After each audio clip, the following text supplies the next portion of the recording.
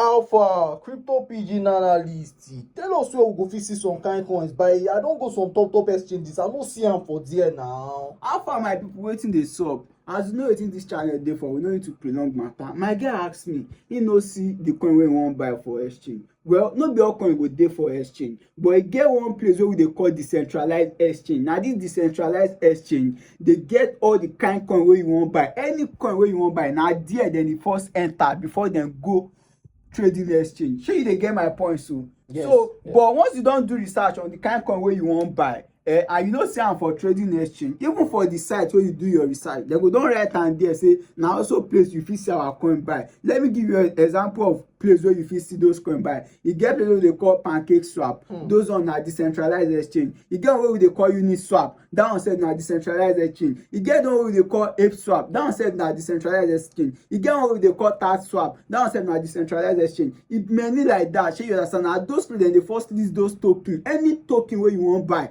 you go first see am for that decentralized, wey we know as DeFi. More na no worry, we still bring more update on DeFi. Analyst. Alpha. Talking of pancake swap, pancake. Who chop my pancake wey dey kitchen last night?